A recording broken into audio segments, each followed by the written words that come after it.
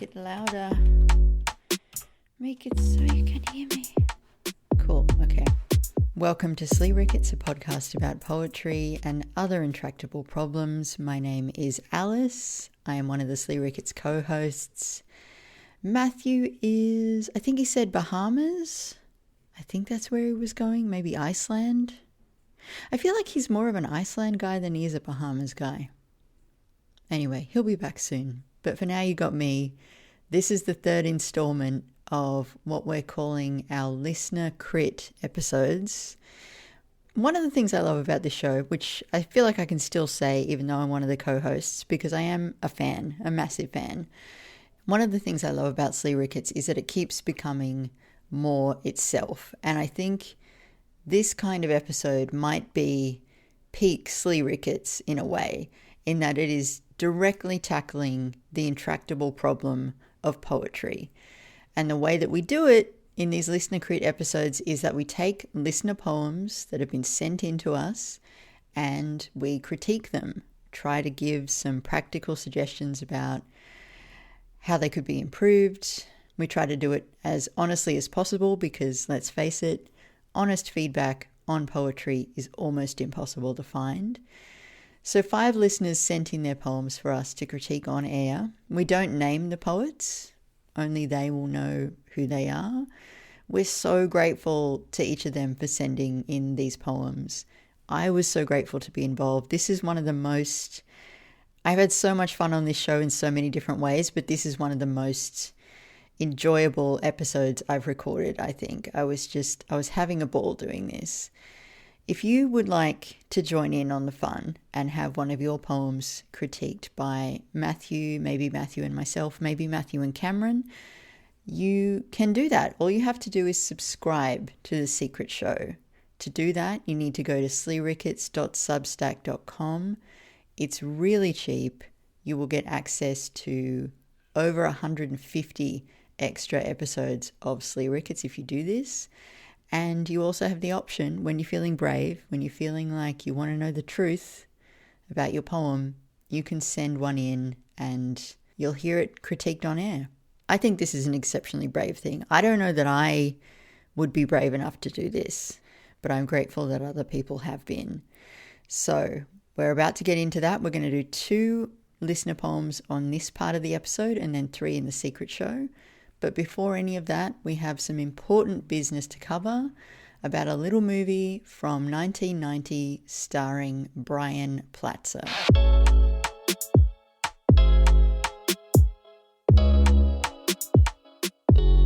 So I saw Pretty Woman. Oh my God. At your insistence. Oh my God. Oh my God. Okay, we can't talk about these poems.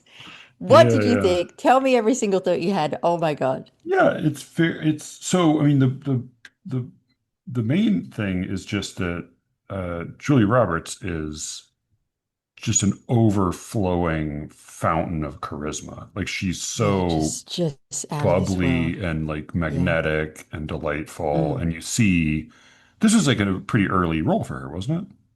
Or am I I mistaken? would assume so. Yeah. She's Uh, in every shot, you're making me realize, and that is a very smart move on the director's part. Like as soon as she's not there, like when they have these little meetings about what Richard Gere's going to yeah, do with yeah, the yeah. buildings, you're like, oh my God, I don't care. Well, Get back yeah, I to mean, it. the beginning, it's like, it is a fair amount of him. And then like we get introduced to her via her ass. And then it's sort of like quickly they realize like, oh, just keep the camera on her face constantly. Like that's all you Yeah, need to do. And it's magical. yeah, No, like I mean, it is like, she is so self-evidently a movie star. Like that sort of, everything else is kind of like secondary to that. And just watching mm, her do anything is a total delight. He is a cold fish. I mean, like he's very handsome and yeah. he's very rich, but like it's like when he's trying to be when he's just being like very quiet and icy, he's most convincing. But like when he tries to be sincere or effusive, it just feels like ooh, like it's like and when he tries to do the knight in shining armor thing at the end, you just feel like Oh oh yeah, it's no, like awkward. It doesn't yeah. ring true at all. But by that point, you're just in love with the story, and Yeah, yeah, yeah, yeah, yeah. yeah. Yeah, it did. It was funny because I think like he like I mean I think Brad Pitt always had more charisma than he did, but like both of them I think only really became good actors when they got older.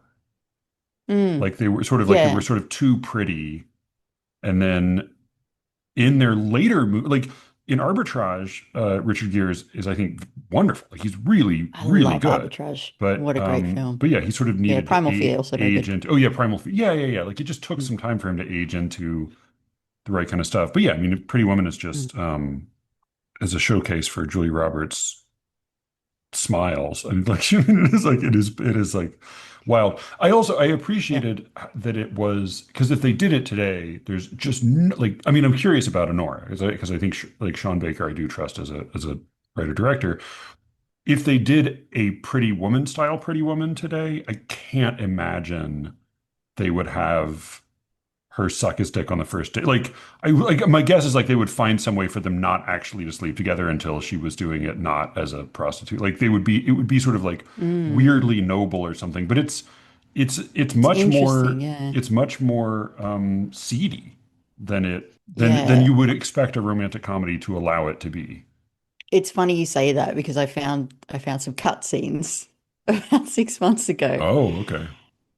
And Richard Gere is really mean to Julia Roberts in these cutscenes Oh about the fact that yeah. she's a sex worker. And I'm like, Yeah, yeah, oh, yeah, yeah. that changes the movie entirely.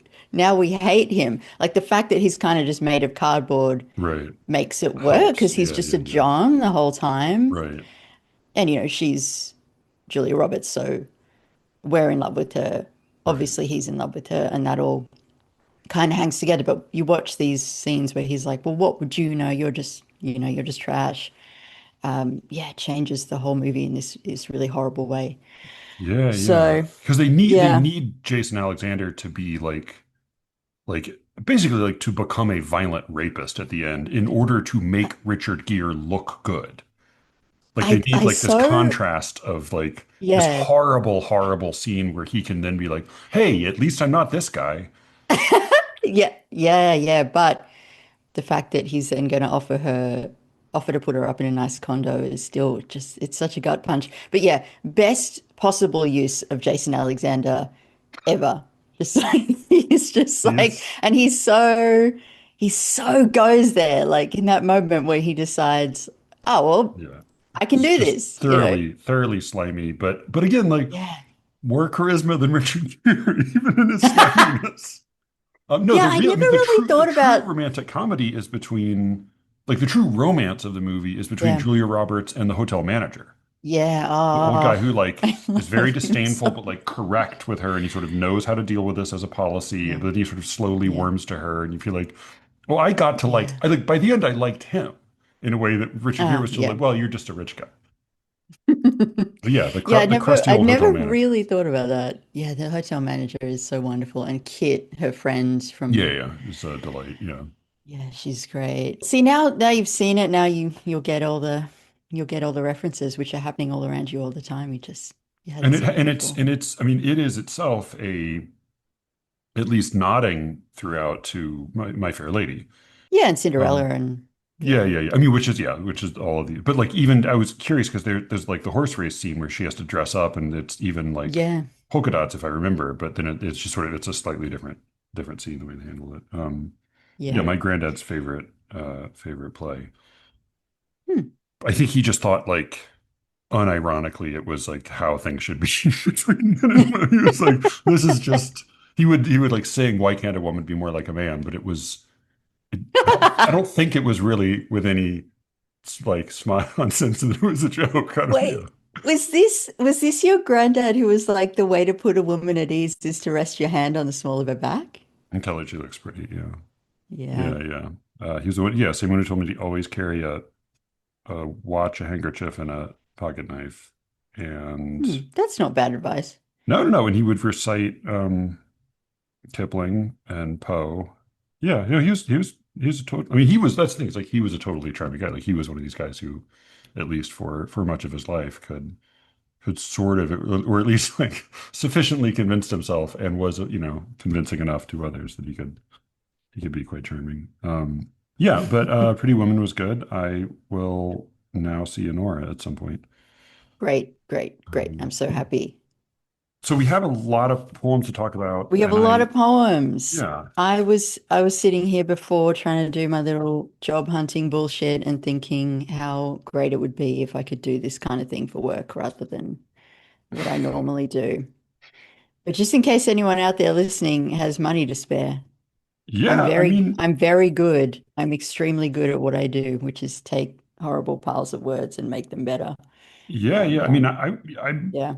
I mentioned, your prose on the show before. I did not realize, by the way, until after I'd recorded that as you said, you do have the Substack, but it won't go to your inbox. So you have to go check it out.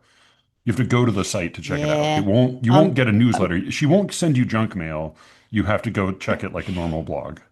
yeah, I'm just being really recalcitrant about it, trying to use it like as if it's a blog spot from Yeah, 2011. So sorry about that. yeah, But yeah, I've never missed a deadline in my life. Give me a job. yeah. Um, I mean, yeah, like manuscript consultation is a good like yeah. it's a I think it's good at both ends. If you're like, I did some this week, and like, you know, Oh, really? yeah, yeah, yeah. I mean, it was Mhm. somebody who's done one of my classes in fiction, but yeah, make use of Alice, particularly. I mean, I think, well, honestly, yeah, I think you could do any number of things, but you have like just like years and like deep, dense years of experience editing prose.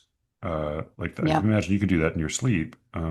Yeah, I really can. Like I sort of scare myself sometimes. I'm not really like fully present. It just sort of happens automatically. Yeah, But let's see how I do with these poems before people trust me with their money. yeah, I read them all. I read them all aloud. I made mhm. notes on all of them. So I really hope we get to all of them. Yeah. And I'm really grateful to all the poets who sent them in because this is a very brave thing to do.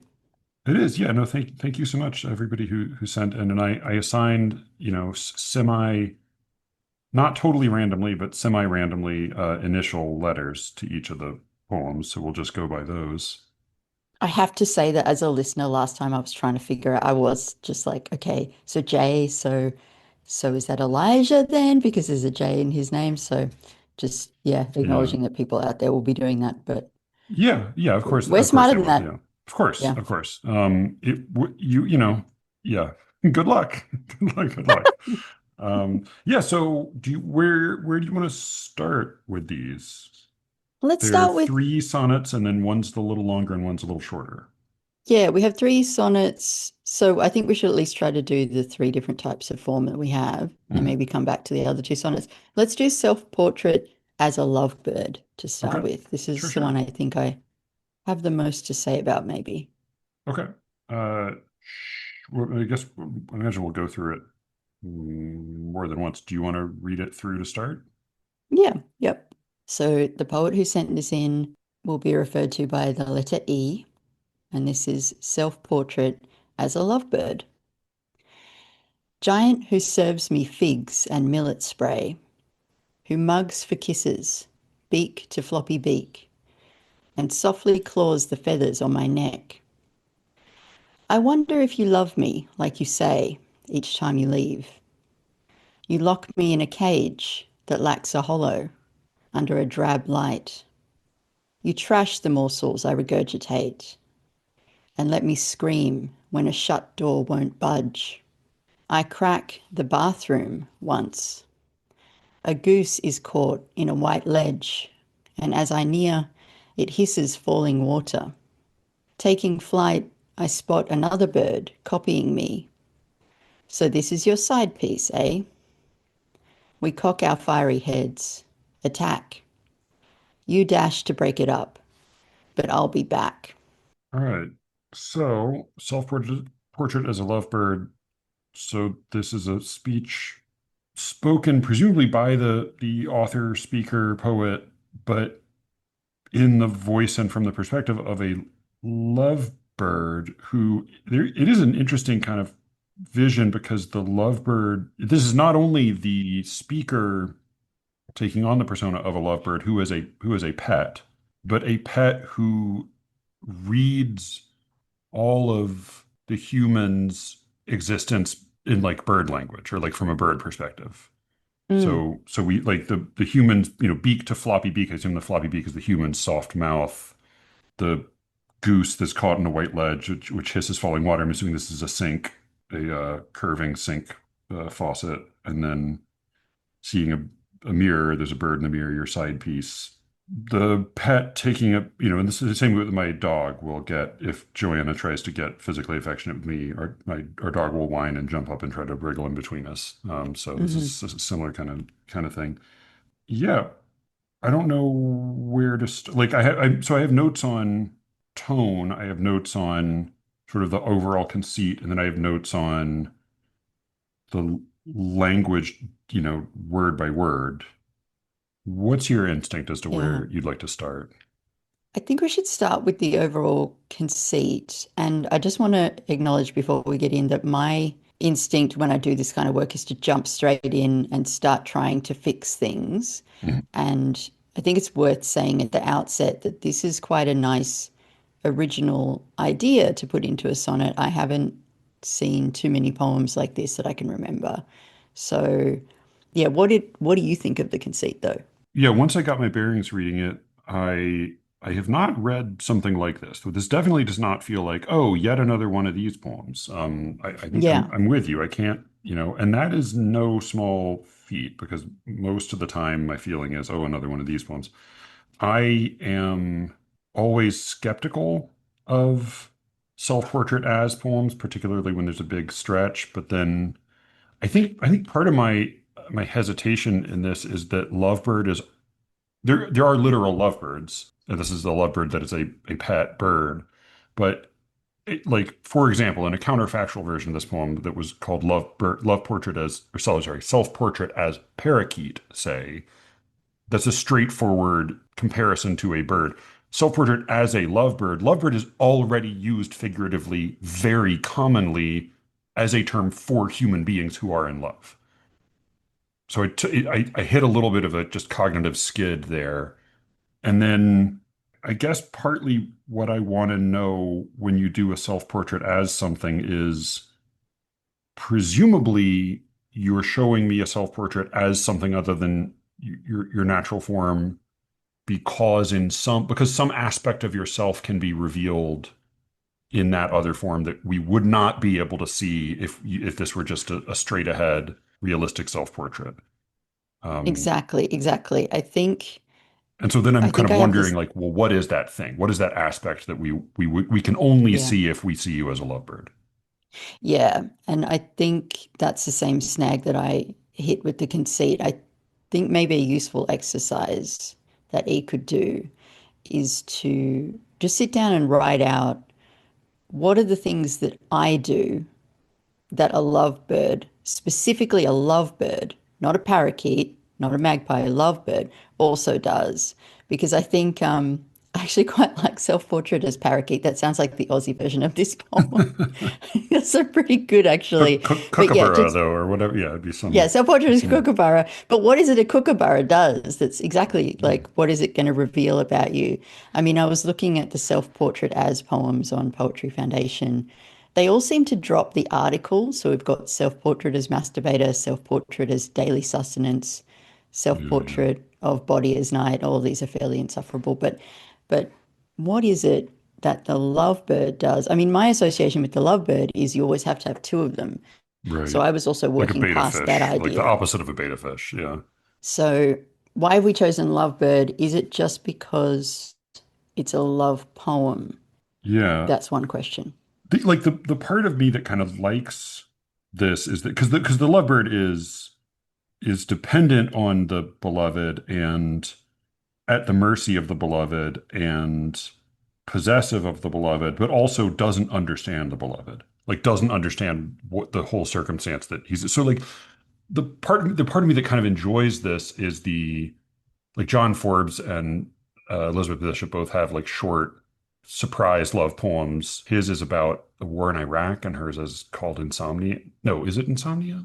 I think it's Insomnia. but they're both sort of poems in which like the lover, the speaker who's the lover is sort of a fool, and it kind of reveals Mm. their folly as in the course of the poem. So the part of me that kind of enjoys this is like the love, like the way in which I am like a lovebird is I am a fucking idiot around you, and I don't know where to start, and I say totally the wrong thing, and I'm just flailing around at mirrors without any real sense of how to deal with you. We don't get the it's not part of the trouble is that it's hard to know how to receive the tone because the whole poem Yeah. is in the lovebird's very earnest, intense voice. And yeah, and then I do have notes about sort of like how we track or don't track the language as it guides us through the poem Mm. turn by turn. Yeah, I think that's a really good point about the nature. That's another note I made about the nature of the relationship because when I read it, it sounded like what the poet is really saying is I'm totally dependent on your actions to be happy, Right. which is sort of an awful scenario, but the tone doesn't really reflect that. Um, Yeah. just to jump into like Yeah, yeah, yeah. suggestions. Yeah.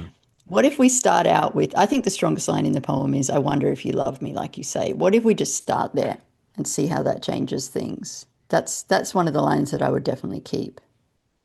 Yeah, well, that seems like it's at the that's a load bearing line. Like that seems like Totally. it's at the heart of what the poem is actually getting at. Like a like one of the reasons I'm a little bit resistant to self portrait as a construction is just that it is one I've encountered a lot.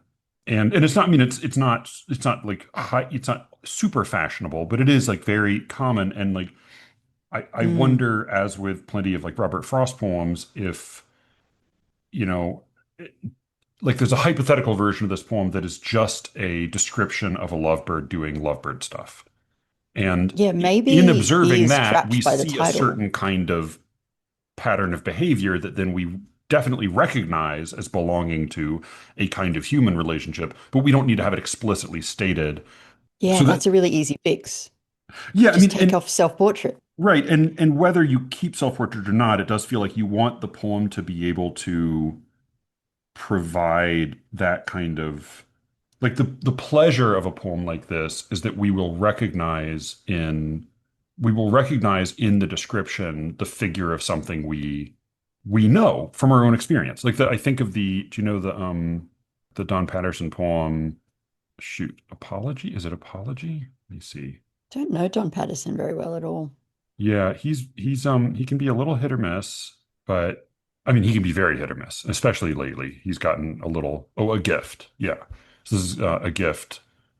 That night she called his name, not mine, and could not call it back. I shamed myself and thought of that blind girl in Kodiak who sat out on the stoop each night to watch the daylight fade and lift her child down to the gate cut in the palisade. And what old caution love resigned when through that misty stair she passed the boy to not her bare-skinned husband, but the bear. And I imagine Cameron will have some salty thoughts about the use of a blind person as a poetic figure. But yeah, like the pleasure you hope is that we will recognize some kind of likeness in the description. And right here, like what I definitely track as I read through this poem is the it seems like the fun of the poem is the fun of the bird reinterpreting human life in bird terms and not getting Yeah. it the Mm. way a human would. But what is not yet clear to me is how that tracks with a human relationship. Because it seems like there are a couple possibilities. Yeah. Yeah, I think that's the kind of background work that needs to happen before the next draft, which is fine. That's doable. I have some diction thoughts just Hmm. at a small level. Mugs, giant who serves me figs and millet spray, who mugs for kisses, beak to floppy beak. So this is like a person who likes, like people often do with their pets, gets affectionate and wants to sort of, make a show of kissing or cuddling up with her pet. And the trouble I think is that the mugs for kisses is a sort of a derisive or dismissive verb for somebody making a kissing face, right? We would say someone's Mm-hmm. mugging for a kiss when we are a little bit raising an eyebrow or rolling an eye at that person. Mm-hmm. And then beak to floppy beak, even the order of that Yeah, suggests that that makes the it sound like both beaks are floppy, right. Well, right? both beaks are floppy, or if, as I think I understand it on a second reading, it's real beak to floppy beak, even if that's clear enough, it because the mugging for kisses is the verb, the first beak seems like the one that's doing the doing, right? It seems like the active one is the Yeah. first one. Mm. Just another little funny pairing, because again, we don't know at the beginning of the poem what the bird's attitude is to its owner. And so when I started it and understood like, okay, this is the bird seeing the owner. Initially, I thought like, oh, this bird is very cynical about its owner. This bird has a kind of a Yes. contempt for the owner. I wonder, and then like I wonder if you love me like you say each time you leave. You lock me in a cage that lacks a cage that lacks a hollow. I'm sure there is something meant by that. It's very unclear to me what it is supposed to be. Do Yeah, you I understand tripped on that? that as well. I Cage that mean, lacks a hollow? lacks the tree with the hollow in it that a parrot would traditionally go to hide in. So Yeah, the poet is saying that this cage is kind of blank. Um, right. But that's yeah. not. But like again, we're being introduced to this not by saying I once lived in a tree hollow, in the hollow of a tree with all that that entails, and now I live in a bare metal cage. We're saying Mm, this is a cage, and what kind of cage is it? It's a cage that lacks a hollow. And we sort of yeah. sort through our internal, inventory of kinds of cages and say, huh, okay, what does that mean? Mm, Trash the morsels, right? This is a great example of like two words that have denotation and connotation, right? Like you trash the morsels. It took me a couple of reads to realize, like, oh, what this is. And like birds, I mean, I've never owned a bird, but like I've owned a turtle, and like animals are always doing like they're animals that are supposed to cough shit up and then eat it again or do this or that. Like all animals have like weird, gross relationships to food, unlike any humans. But like the way I read this was trash is in this case literally you throw in the trash just like because you empty out the bird's cage with all the weird bird shit in it, whether it's shit or vomit or cough up or whatever birds do. You throw it all in the trash, of course you do. But trash also suggests put down, dismiss, treat with disgust. The yeah. morsels, a morsel is a little bite of food, that's true, just descriptively, denotatively, but the connotation is that it's sort of precious. It's something to be valued. And so the strong suggestion here, rather than initially getting the sense that like, oh, this is a person cleaning out a bird cage, the strong suggestion I got was that, oh, this is somebody who treats dismissively the treasures of someone else, but what kind of treasures are they? The regurgitated treasures.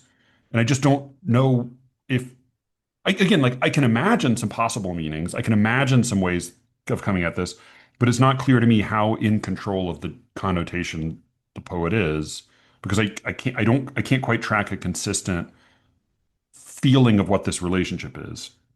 You Mm. let me scream when a shut door won't budge, and I wonder like, what does it mean to let a bird scream? Like, and we learn later, it's like, is the shut door like a human door? It's not just the door of the cage. It's bumping into a human door and opening it or not opening it. And I don't like how do you prevent a bird from screaming? I don't know what letting the bird scream is. And then side piece just felt like the Dana Joya line about the hotties. It just felt like a funny little bit of slang that didn't feel like it was necessarily native to this speaker so far in the poem. And then the end is very emphatic. You dash to break it up, but I'll be back. It's a strong ending rhetorically, but again, when I try to then disentangle it from the conceit, I say, well, so wait, what does that mean? Yeah. What, Does in it what mean that the sense, like, what bird is the is emotional like addicted investment? to the bathroom? Yeah. Right. I mean, the bat where like the lover, like, I will come back to obsess over your imaginary lover, or you're like the person when like I imagine I'm your lover, but really I'm not. I'm just your pet, but I will come back to fight the person in the mirror. It's just not clear what the sentiment in Mm. the moment is clear, but the larger significance is a little bit hard to follow.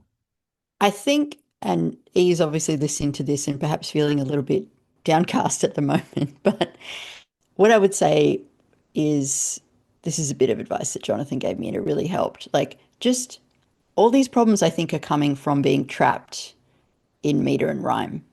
And obviously, you want this to be a rhyming sonnet. Like, you want to keep that, you want to come back to it eventually. But I think what would be useful, just as an exercise, is to just forget about the meter, forget about even making it sound good. Just write out what you want the action to be and then how it tracks to a human to human relationship. And then come back and say, all right, so what are the lines? What are the images that I really think are very strong that I want to keep? And then go back and do that work of making it metrical, making it rhyme again. Because there are definitely lines here that feel, yeah, just very constricted. And this is where I like, just to go off on a bit of a tangent here, this is where I always think it's funny when people say, but if you write in meter and rhyme, you'll get closer to the truth. It's like, or you'll end up with a poem that doesn't quite say what you wanted it to say because you really need that word to be that so that it matches up with this other word. Like, I mean, sure, at the end of the process, you might get to something where you really discovered some amazing shining truth, but it takes a lot to get there. And in the meantime, you're going to be in this phase, which is I have some decent rhymes, I have some decent images, but keeping it in this structure is locking in these problems. This is really good because my instincts are different, but I think you then what you'll now get is two different approaches, and you can do what you wish Yeah, with the do we like? because I think there probably is some value to value to both. Yeah, I did want to say like I think the meter and rhyme is actually quite well done. There's even where there's variation, it tends to be let me scream when a shut door won't budge. Those four, I know no there are no such thing as spondies, but like, No spondies. four relatively accented syllables in a row, those four strong monosyllables, shut door won't budge, Mm. that there is a little bit of a nice mimesis of the jamming at a door to try to get it to open. And then the line in a white ledge, and as I near it hisses falling water taking flight I spot. I did notice you followed a feminine foot with a headless line quite nicely there. In a white ledge, it's a pure expondi at the beginning of a line, but it's still pretty effective. So I think the meter is quite good and not at all monotonous throughout, and the rhymes are nice. You have a nice, clear, full rhyme to end the poem, and yeah, you have another true rhyme at the beginning.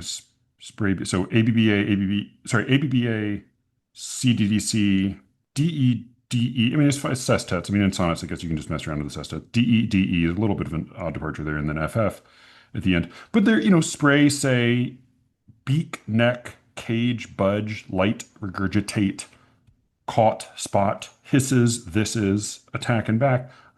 Like nicely done. That part's quite nice. I think probably Alice and Jonathan's strategy is the wiser one. If you want the idiotic one, that's my instinct, then it's It's Jonathan's strategy, not mine. yeah, But yeah, it's yeah. to do this is to say, all right, so what do you really want? Do you really like what is the itch that's most satisfying to scratch?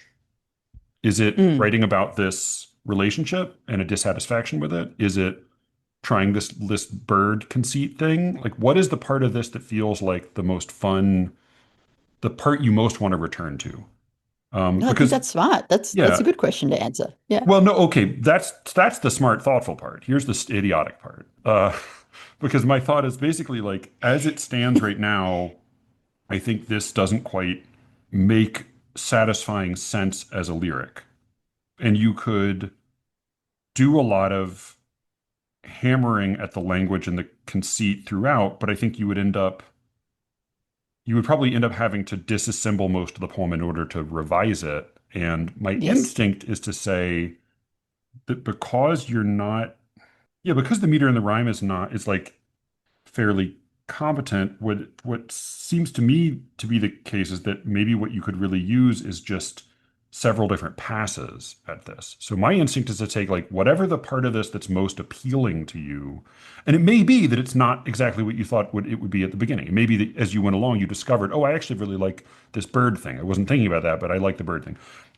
Mm, Whatever it is, whether it's this relationship, whether it's the bird, whether it's love, whatever it is, save as, new page, write a new poem that's yeah. scratching that itch. And then maybe write 10 more. And like write them. I mean, I would say like you would make your life easier if you just took whatever the form of this is. And the one thing I would do if you're going to do a bunch of them is maybe just straighten out the rhyme scheme, just so you're not, if you're going to do like ABBA, stick to that, or do just classic English sonnet, A B A B C D C D. But give yourself a regular form and just take a bunch of swings at it. And most of them are going to be a little off, but if you do a bunch of them and you can kind of bring each one to you're going to probably you will probably have a point in each one where you feel like, oh, fuck this. Go ahead and push through that. Get a respectable draft out, and if you can bang out a number of drafts of a thing that are just sort of like a fresh start, like now I'm going to do it as a parakeet. Now I'm going to do it as now I'm going to try to write a love poem in a totally different way. Now I'm just going to try to think about this person from a different angle. Now I'm going to write a poem from this person's perspective. Whatever it is, whatever the thing you can't get over, whatever follow your obsession. Try a bunch of passes at it, and my guess is that along the way, one of them is going to be a lot stronger while covering some of the same ground. I think this is what you're hearing is very excellent advice, but if you're like me, you're also just totally intimidated by that. Matthew is a machine. He's able to do this. Maybe you and I are not able to do this. I was just going to say, maybe write it from the perspective of the owner. But if you can do what Matthew's suggesting, you should do it. But I just want to say for the record that when I hear advice like that, I'm like, fuck, there's no way I could do that. There's just no way I could do that. Well, But I wish I yeah. could. I Maybe mean, that's what it is to yeah. be an actual real life good poet. But No, no, no, because oh, it's not even like I'm a machine. I think it's also just a matter of like knowing that I don't know where it comes from. I think it's like I think it was like the IRA or somebody, some terrorist group. It's like she has to what be lucky every time. We only have to be lucky once, right? Like uh you're taking a lot. You got a lot of shots on goal here, and you only have to get one in. yeah, it just requires you to be willing to abandon self-portrait as a lovebird, which may have taken weeks and months to get to this point. And Totally. that I mean, that's how I am as a writer. So I Yeah, yeah, guess yeah, I'm yeah. just kind of providing yeah. For sure, But for sure. But like, Matthew's right. yeah.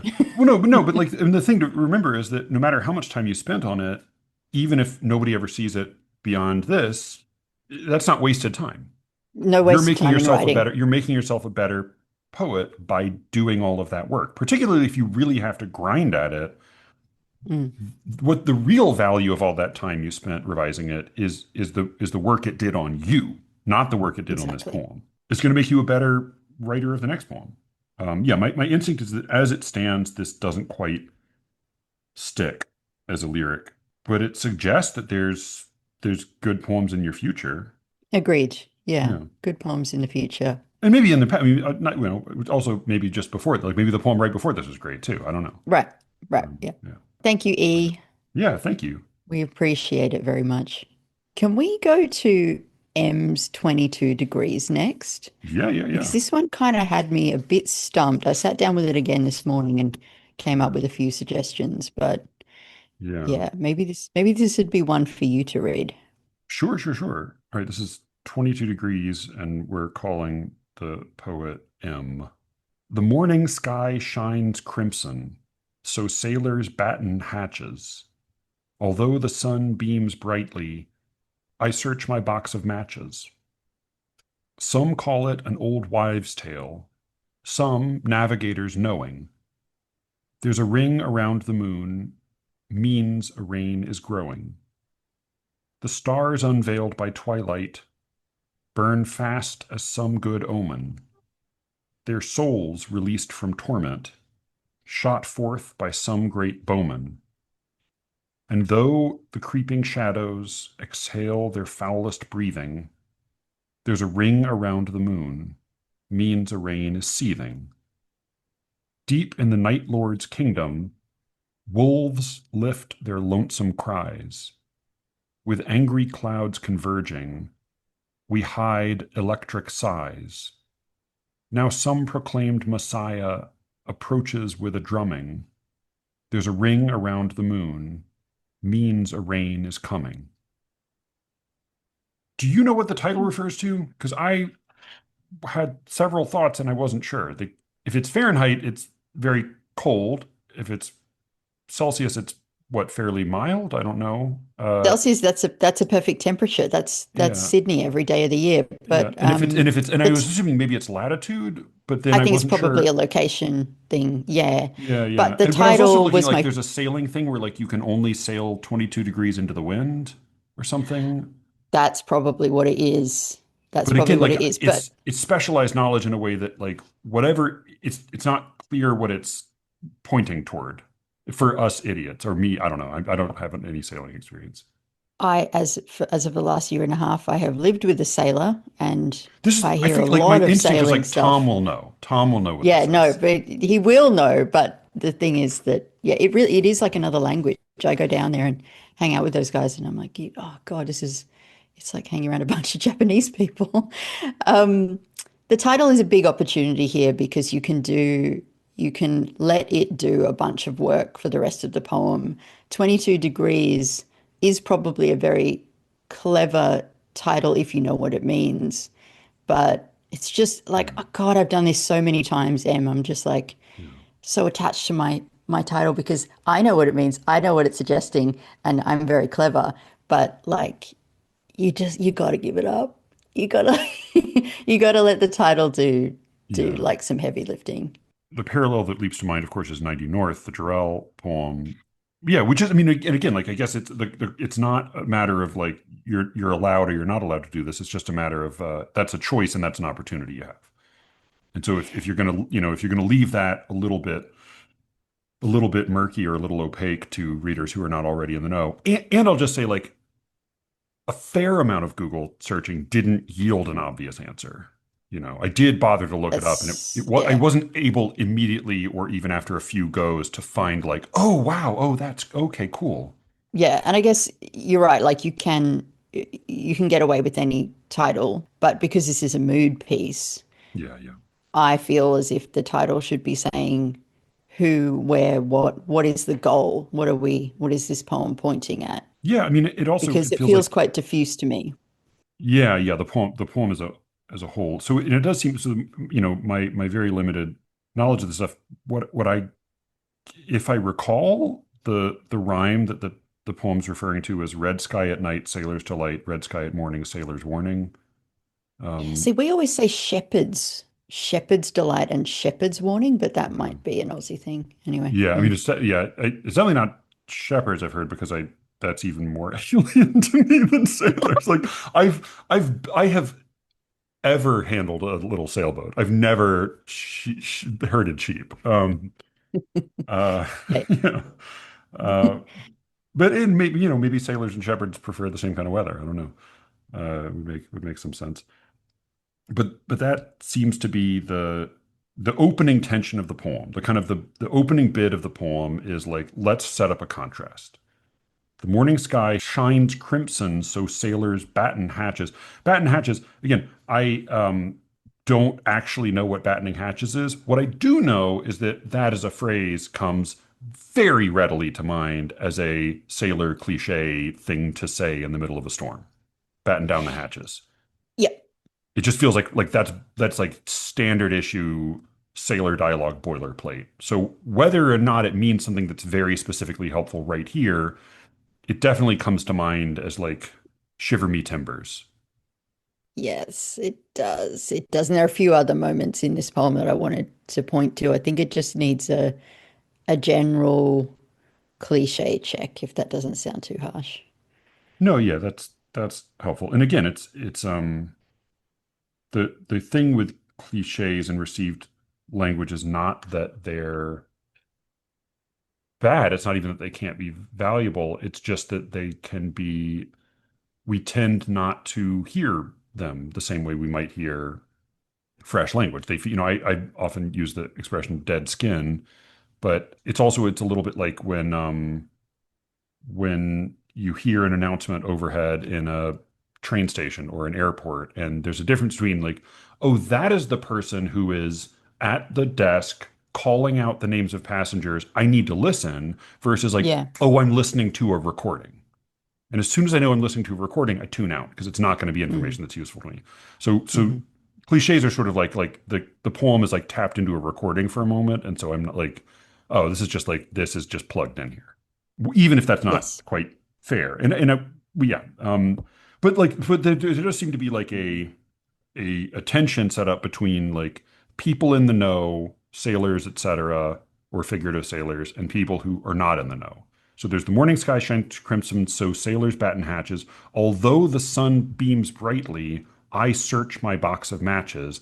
Again, the language is a little bit mushy here, but I'm assuming this means I search for my box of matches. Like where's my box of matches? And I'm assuming this is because I'm going to need a source of light, even though the sun is shining brightly, because soon it will be dark. I'm kind of gathering that's the logic of it. The way it's written right now, if Yeah, I you are really literally wasn't sure. searching your box of matches, you are opening up your box of matches and searching within it for something. And that seems less likely. But it seems like you're sort of setting up the contrast between, like, hey, right now, if you look around and you're not informed, you might think this is going to be fine weather. But if you know how to read the signs, like I do, like the sailors do, you're going to see that there's trouble on the way. Some call it an Yep. old wives' tale. Some navigators know. So there's some people who are dismissing that is not this is not real information, but those in the know. It seems to be whatever this is all about, that seems to be the opposition that's set up as a kind of a tension for us to consider in the poem. And that could move towards something bigger, actually. I think what I was hoping for is that there would be these statements about rain is coming, we know rain is coming, something less than ideal is about to happen, but the poem would end with a bigger gesture. But as it stands right now, we just have the information that rain is coming. Yeah, we get what do we get? Three times. So there's a ring around the moon means a rain is growing. There's a ring around the moon means a rain is seething. There's a ring around the moon means a rain is coming. So that's sort of the refrain. A hard rain's going to fall was what came to mind. What also came to mind was Game of Thrones. Winter's. It does seem like there's a sort of like bad stuff is on the way. So that seems clear enough. And I'll just say like it is like one of the powers of metrical rhyming verse is that it can begin to stir a feeling in us even on its own. And a poem with like short lines and tightly placed rhymes begins to kind of get a certain kind of rhythm clicking. And like I found myself sort of enjoying the rhythm and motion of this poem and enjoying the feeling of mounting danger. It didn't feel like I was sort of cognitively satisfied, but it does like there's a there's a reason Yeats said you should use the meter to basically enchant your reader into kind of loosening up his mind so he's in a more vulnerable state to receive all your images that your alien inspirers sent you. I also did think of just as a poem that is a sort of an ominous poem that I don't know if I was correct. Yeah, I think I am. I think I'm not totally wrong when I see the proclaimed Messiah and the wolves to read as a possible. I can't help but hear maybe the possibility of politics in this. Yeah, but I thought of Yeats's In Memory of Con Markovitz and Yvgor Booth. And then I also Hmm. thought of my buddy Ryan's poem Heorot, or Heorot. I don't know how to say the Middle English, Heorot, or Old English actually, Heorot, which is, I think it's the first poem in his new book, but it's about Grendel. And it's also, I think it was written like at the right around the 2016 election. Yeah, I have again, like I have like language thoughts throughout. I have questions about the argument and the content. What's your yeah, well, maybe I'll follow your lead for a second. Yeah, I think it is, besides wanting the poem to move towards some kind of bigger statement, which like I could definitely imagine people disagreeing with that. Like that's truly a personal preference here. But yeah, language was the sticking point for me. There are a couple of impossibilities, and that is just something that I personally am completely allergic to because Impossibility is just like a statement just of something things, that's, yeah. yeah, things just can't happen. Yeah, yeah, well, yeah, yeah, yeah, please. I don't think shadows can exhale. And I The don't creeping think shadows exhale. size, Breathing. yeah, creeping shadows exhale their foulest breathing. And I don't think size can be electric, particularly if we Yeah. are Yeah. on a sailing ship. I was just had a big question mark. We hide electric size. I don't know. I don't know what that means. Yeah. Yeah. And this is again, I think this is something that happens when you're writing in meter and rhyme is you're like, oh, I need the word breathing. I need the word sighs to rhyme with cries, to rhyme with Yeah. seething. So Yeah. let's make this line that leads up to that. But then and it sounds good. Yeah. It Yeah. Yeah. like Yeah. it sound electric sighs is kind of cool. You know, it's like electric sheep, but Yeah. it can't happen. And I am a total bitch when it comes to that. Yeah. I'm very Yeah. James McCauley. I'm like, language ought to mean things. Yeah. Yeah. Yeah. You know what I'm realizing? Except for that size, cries and sighs, except for that, every rhyme is feminine and they're all true. And that adds to that kind of incantatory effect. That's Um, a pretty big achievement. yeah, hatches, matches, knowing, growing, omen, bowman, breathing, seething, cry size, drumming and coming. And that, yeah, that so like it does sound good. It does sound cool. And the meter is pretty good throughout, though they're I thought it was oddly enough like the little refrain, which I had trouble with just syntactically, I also had trouble with metrically. There's a ring around the moon means a rain is growing. There's a ring around the moon means a rain is seething, particularly because you're following feminine rhymes in every case. There's a ring around the moon. I kept wanting to maybe stress there, which would then give us four beats per line. And the fact that they're all monosyllables makes that a harder call to make rather than there's a ring as an anapest. And then means a rain is growing. It just syntactically, it doesn't like that's not. You would only say that if you're a folksy singer, a folksy sailor singing a shanty. You wouldn't say Yeah. that if you're speaking a statement. I mean, what you might say, a couple things you might say is there's a ring around the moon. It means a rain is growing. Or you might say a ring around the moon means a rain is Means growing, the rain is right? growing. You could sort of either or, but you've kind of done both and in a way that makes it sound less speech-like and metrically a little clunkier. But this was one where I felt, I think you said in an email more broadly, not about this poem specifically, but that I think this is one where it did feel like the meter and rhyme were sort of driving they were the driving the train.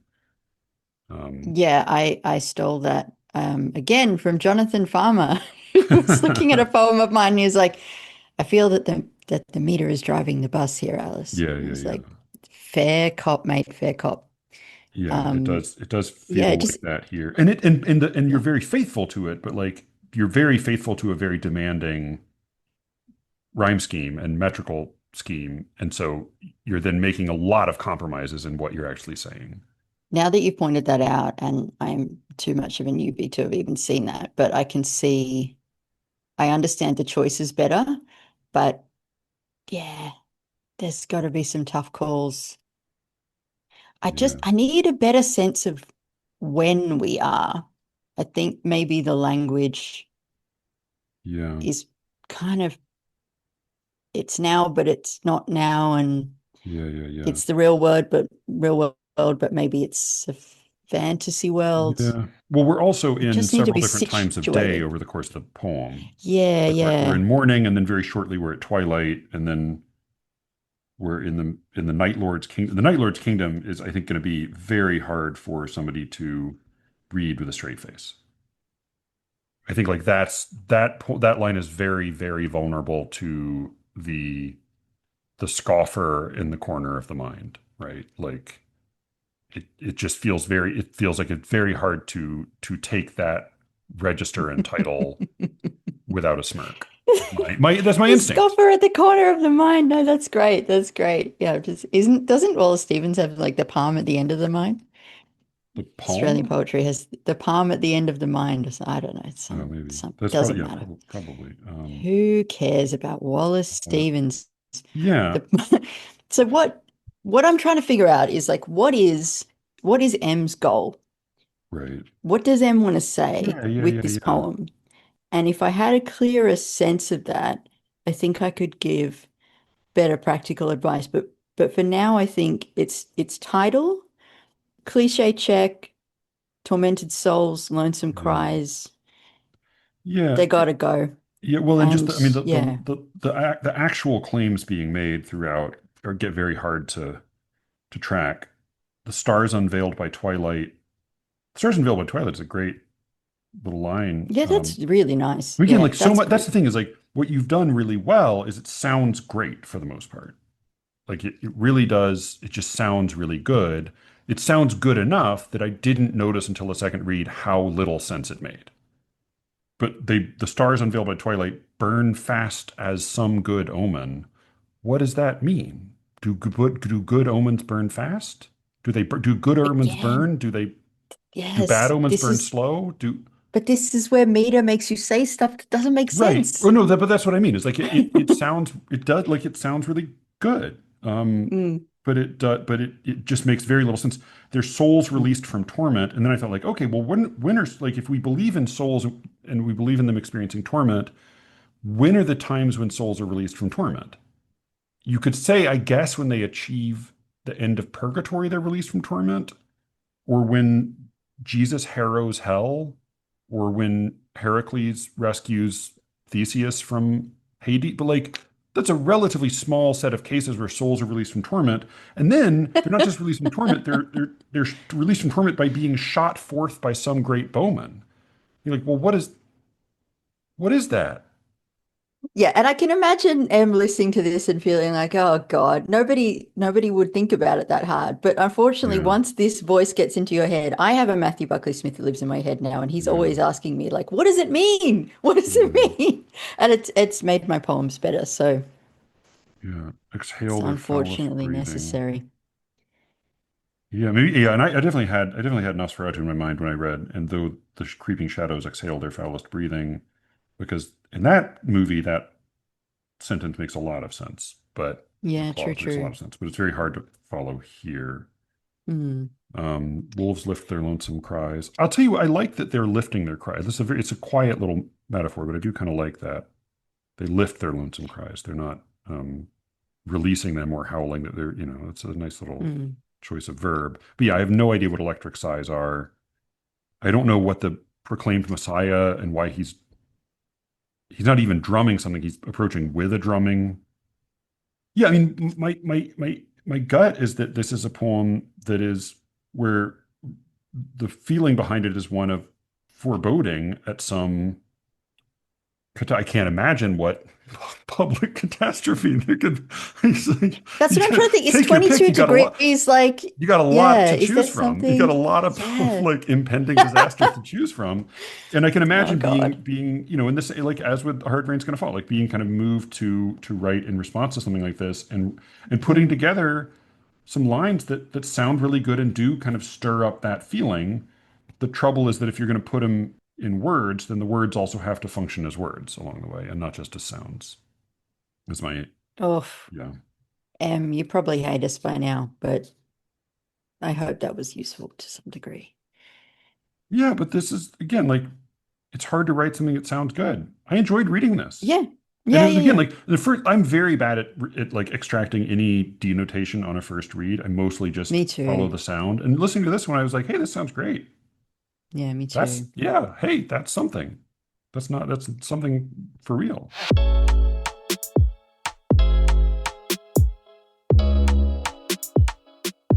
So, as I said, 3 more poems to go on the secret show. You can check that out by heading to sleerickets.substack.com. If you don't want to sign up permanently, you can just plug in your email address. You can get a week for free, see how you feel about it.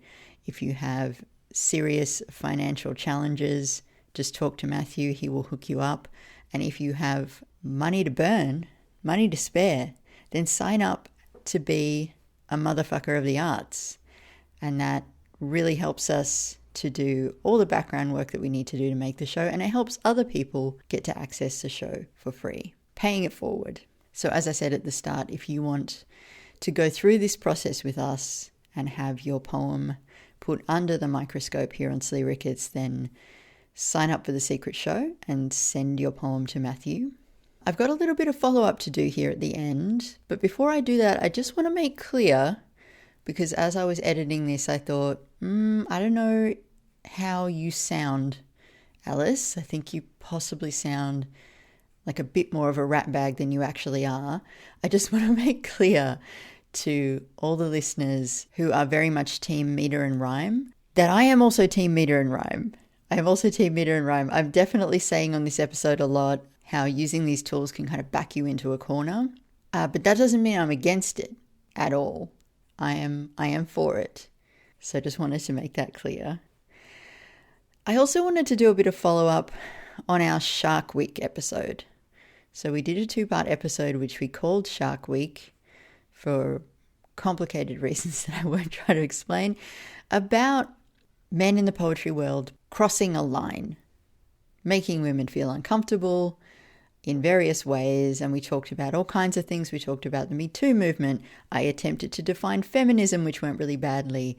We talked about what we want from conferences and what we don't want. And we talked about whether there is any kind of Kantian maxim that men and or women could follow to just make this whole situation a little bit easier on everyone.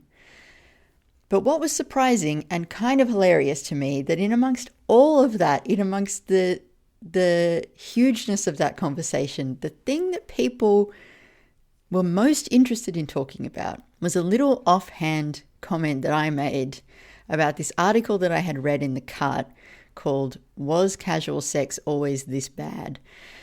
about this new trend in casual dating, which I personally know absolutely nothing about, having been in a relationship with the same person for 23 years. I know nothing about this, so that's why I read articles like this. A trend in casual dating where men will, without warning, without asking, without any consent, during sex, simply start choking their partners. And this is a bit of like, if you came here for the listener criticism and now I'm talking about this, you're like, whoa, I have kids in the car. I needed a warning for that. I'm sorry. Welcome to SLE Ricketts. So people had a lot to say just about this one thing, about this new tendency across casual dating. And we had responses that ran from, yes, of course, choking is a thing, it's totally normal, through to, I can't believe people do that. I just wanted to read a little tiny bit from one response that we got from a listener, and I thought that she just summed up the difficulty here totally perfectly. She said, if one party is given no opportunity to accept or decline the risks involved in risky behavior, it's just assault. The way to find out if a sexual partner is up for a bit of kink is certainly not to hold them down and spring it on them, just to see how they handle it. If something is too awkward to be introduced in a conversation at the current stage in one's relationship, then it's certainly too awkward to be introduced without a conversation. I thought that was just a perfect summary. I don't know. I mean, like I said, I've never dated. But when I was, I guess in my late 20s, I got very deeply into Dan Savage's podcast called The Savage Lovecast. And Dan Savage was not just a podcaster, not just a podcaster. Podcaster is like a legitimate job these days. Anyway, Dan Savage had a podcast and he had a column in a publication called The Stranger. And he was like gay man about town, sex advice columnist guy.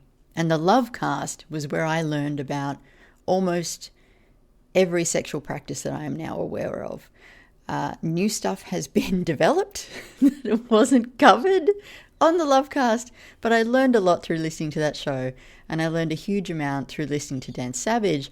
One of the things that Dan Savage talked about was, he wasn't even referring to it in this language at the time, but one of the things he talked about was gaining consent with a sexual partner. And the way that he framed it was, you know, as a gay man, when I am about to have sex with someone, the first question I need to ask him is, what are you into? When men and women have sex, there is no conversation. And this is changing in movies too, but this is very much the fault of cinema in a lot of ways. And, you know, we talked on the Shark Week episode about how the choking thing comes from porn. I think the sort of, you know, throw someone up against a wall and start ravishing them without any kind of conversation, like that's all over movies. That's how you have sex in movies. There's no sitting down and saying, so what are you into? Like it wouldn't work narratively. It would slow everything down and be kind of boring. But Dan Savage's point is, if you ask that question, you open up the ability for your partner to say, well, I like this, this, and this, but I'm really not into that. And then you can say, oh, okay, well, I also like this. And now that I know that you're not into that, then we won't do it. Yeah, I guess in straight culture, it's just not really part of the conversation. And so that's how we end up with my Tinder date choked me or did X or Y other thing without asking. And yeah, I think I said this on the Shark Week show as well, but like, I don't even necessarily think there's malice there or even lack of care. I think in some cases those men may be trying to please their partner. Do I have time for Alice's movie corner? Almost certainly not. It's going to be a quick one. Okay, I watched Footloose because Xena mentioned Footloose in her Substack and I realized that I had never seen it. Fantastic movie, possibly one of the most insane films I've ever seen. It unfolds much like a dream in some ways. Like the things that happen in Footloose, there's a lot of scenes where two vehicles are like about to hit each other and kill someone in a horrible, gruesome way, and then they don't. And then there's a very extended scene where the female lead gets beaten up, like really badly beaten up, like worse than Jenna Rollins ever was. And then there's, just a huge amount of like dance numbers, as you would expect. And all these things are in the same film and they don't really fit together. It's kind of a tonal mess. But it reminded me of something that my media studies teacher said to us when we were watching Fay Wray in King Kong, the original King Kong. And he said, look, this doesn't really make sense. Like the physics of this don't make sense. The plot doesn't really make sense. The way things are happening is a bit surreal. But what if you thought about it as if it were a dream? And I thought of that watching Footloose. I was like, the jumps that are happening here, like this is a lot of, I'm 150 pages from the end of The Interpretation of Dreams by Freud. And yeah, there's a lot of wish fulfillment in Footloose. It doesn't necessarily make sense in terms of the script, but yeah, I had fun. I was worried and confused at times, but I had fun. I had fun. And oh my God, John Lithgow. Holy shit, what a performance. Amazing. And who plays his wife? Diane Weist. It's like she's in a different movie. She gives a performance. It's just like, what are you doing, lady? Like, you don't need to win an Oscar for this. She's incredible. Okay, I should go. SLEERICKETS.substack.com. Send in your poems. We would love to critique them. You can reach Matthew at SLEERICKETS@gmail.com anytime. Thank you all for listening. And with any luck, we will be speaking to you again very soon. Until then.